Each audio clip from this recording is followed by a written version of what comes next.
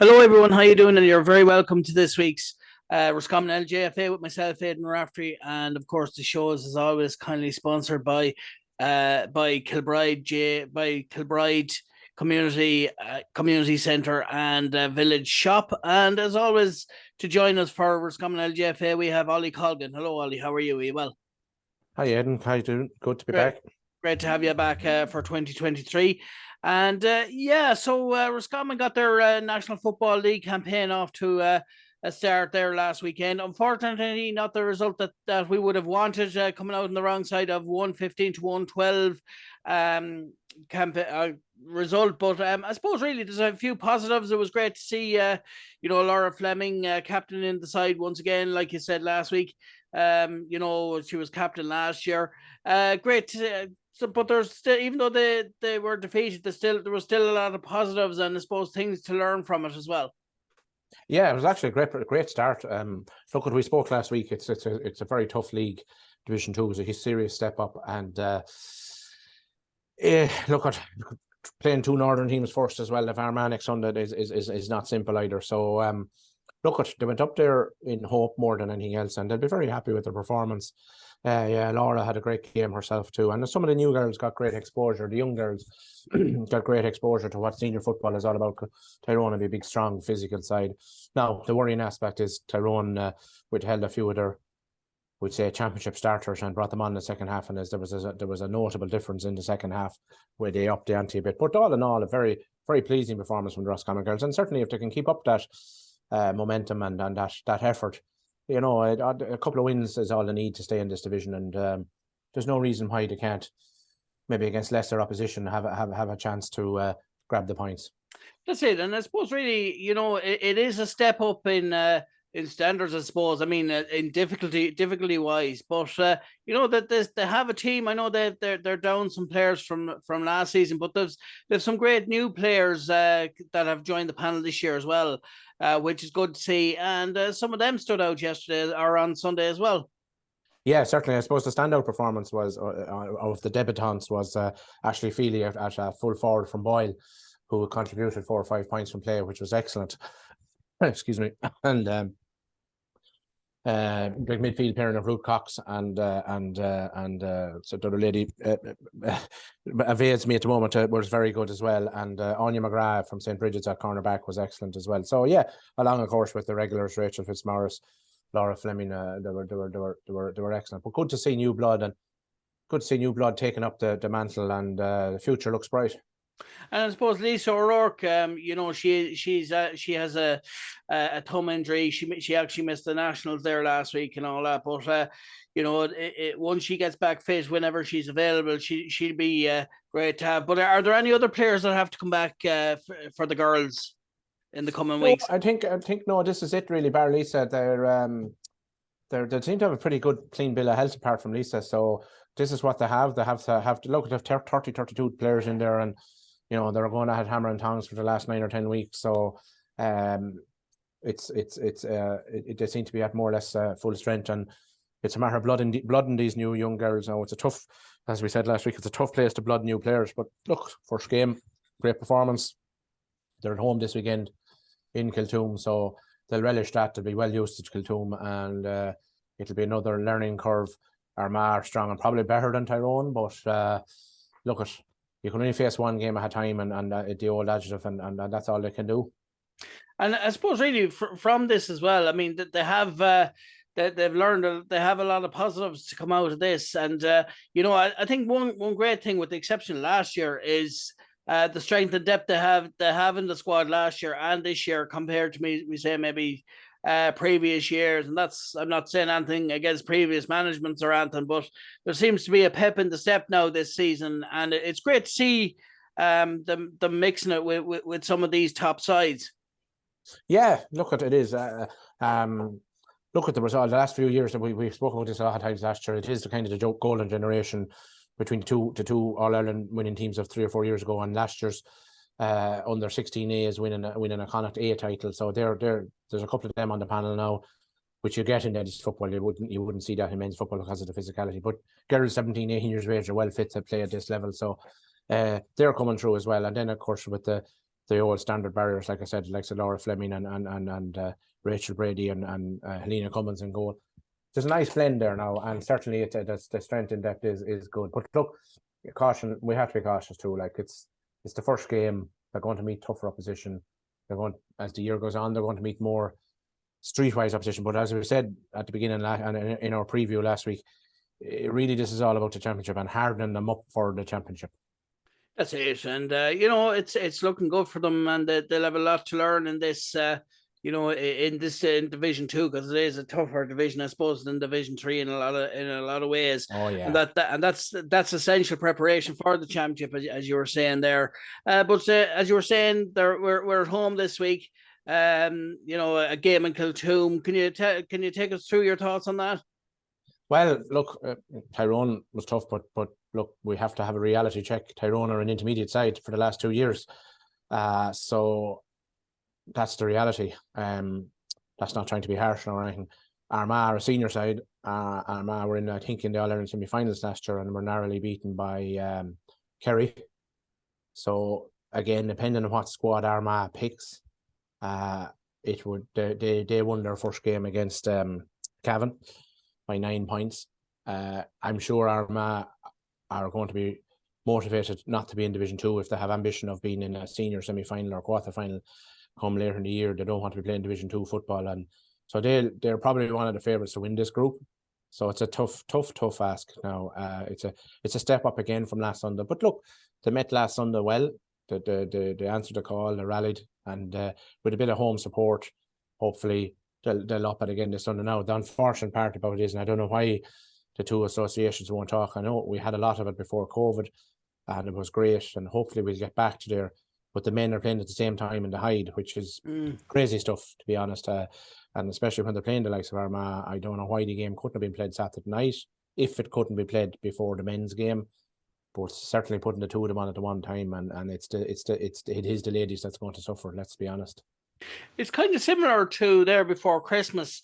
St. Dominic's were playing in the Hyde, and I think the other junior game was out in Kiltoom. The two of them could have been played in the one, and there would have been a better crowd as well, a bigger crowd.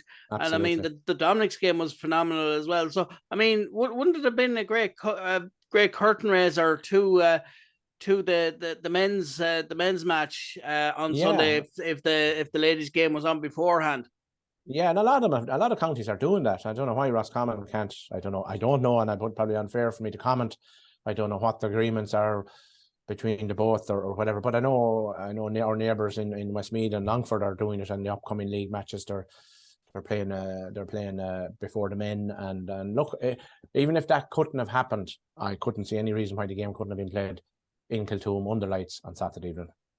Yeah, it's just one of those things. But I suppose we're all looking forward to a great season now from the girls, and it's going to be great to see. And I'm sure that they'll be improving game on game, and they'll be hardening, as you said, as they go along as well. And it's great to see these new young players coming into the squad, and of course mixing it up with the experienced players, the likes of Laura Fleming and players like that. And I suppose really when you consider the players that were without this season as well, it's kind of they kind of have to step up to the mark as well, don't they? Yeah, and it's disappointing. Look, I don't know what happened internally. I'm not privy to that, but it's a pity. Like your Clonegale are a dominant force now at the moment in Roscommon football, and probably the second best team in Connacht at the moment, and they have no representative on the county team now. I don't know whether there seems to have been an issue between management and club. I don't know, but yeah. That would have had it. But fair play to the girls that have stepped in, the young girls that have stepped up to the mark, and let's hope they keep going. And I do believe that come championship they will be battle hardened once they don't suffer too many defeats, if they do. But hopefully they'll get a win or two along the way, and they can. Like Monaghan got a big beating from Laois. Roscommon wouldn't have any fear of Laois. I know Laois won the intermediate last year, but Roscommon over the years have beaten Laois the last couple of years. So they wouldn't fear that they shouldn't be afraid of Cavan. They shouldn't be afraid of Monaghan.